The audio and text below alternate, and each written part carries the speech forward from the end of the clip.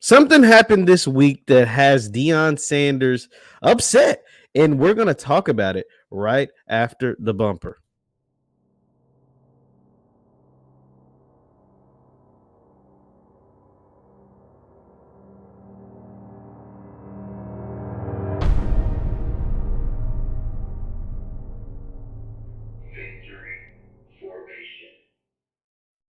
What's good people? Jeff Lightsy Jr. here with the Black Boss channel and Victory Formation. Be sure to hit the thumbs up button, like, share, subscribe, and the notification bell because we upload every single day. Now, the top 25 poll in the FCS came out this week, and Jackson State was nowhere to be found. Coach Prime and the Jackson State Tigers were not ranked in the top 25. I'm going to share my screen and show you said top 25. Let's go. Let's look at it and see who tops the list.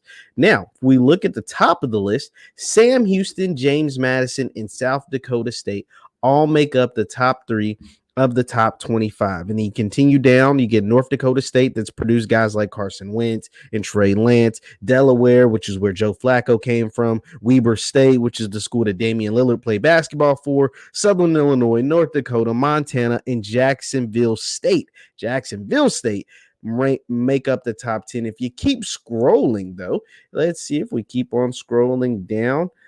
You get North Carolina A&T, the former MAC champions. Not Mac, MEAC champions come in and they look like one of the lone HBCUs on there. If you look at the others receiving votes, now this is critical right here. Others receiving votes, schools listed on 2 or more ballots. You had Murray State, Richmond, ETSU, which were all good, but we finally see Alabama A&M, which is the first SWAC school that is mentioned. Now, obviously, we have other HBCUs that are mentioned before them, but Alabama A&M is the first SWAC school. Then you get Alcorn. Alcorn is down here as well, right here, and they receive votes, but they also did not make the top 25. North Carolina A&T, which is now in the Big South, are one of the only HBCUs on this list. Now, if we look at this list and you were like, bro, Jacksonville State, I mean, not Jacksonville State, that's those guys. Jackson State had the top recruiting class in all of FCS. How do they not make the top 25? They have the top recruiting class. They brought in over 20 transfers. They replenished 85% of the roster from their spring. They've done this. They've done that. They've got Coach Prime. They got Deion Sanders, Shador Sanders. They got all these guys from USC and Georgia and Florida and all of these different places, Florida State. Well, here's why. Because the teams at the top of this list have beaten each other. The teams at the top of this list are proven.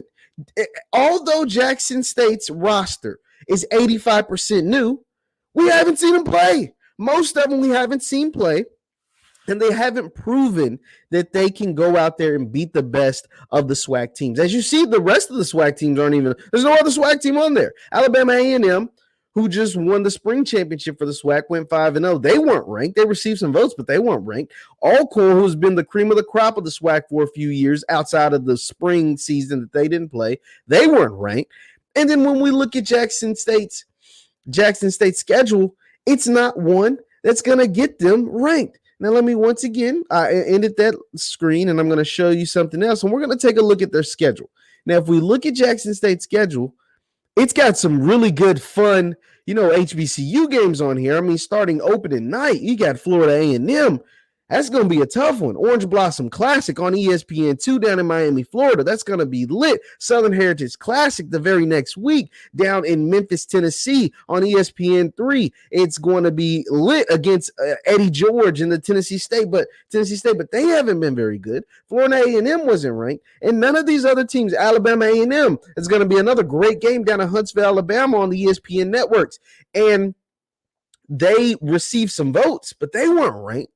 You know what I mean? Bethune-Cookman wasn't ranked. Mississippi Valley wasn't ranked. Texas Southern. And once again, Alcorn, which is a team that received some votes, but they weren't ranked either. So this is how the teams that were ranked on the FCS top 25, they weren't ranked just because they had one of the best recruiting classes. They were ranked because they play the best teams. They weren't ranked because they have the best recruiting classes. They were ranked because they play the best teams. Now, don't get me wrong. This Jackson State schedule is going to be fun to watch as far as seeing Coach Prime with a full year under his belt, seeing Coach Prime, Deion Sanders with a true freshman starting quarterback, seeing Coach Prime, Deion Sanders going against the best of the best the SWAC has to offer with no COVID, minimal COVID restrictions, a packed house down there in Mississippi, and everything in between, especially some of these big time games like the first two of the season, Florida A&M in Miami, Orange Blossom Classic, Southern Heritage Classic down in Memphis, Tennessee. So that's going to be fun to see him and his team in those environments. But to be ranked is going to take more than just recruiting. It's going to take success on the field against the schedule that you have currently and also scheduling better teams. That is how you're going to get more respect. You're going to have to win some SWAC titles. You're going to have to beat the SWAC teams and the HBCU teams that you play on the field. So you got to prove it on the field, not just on paper.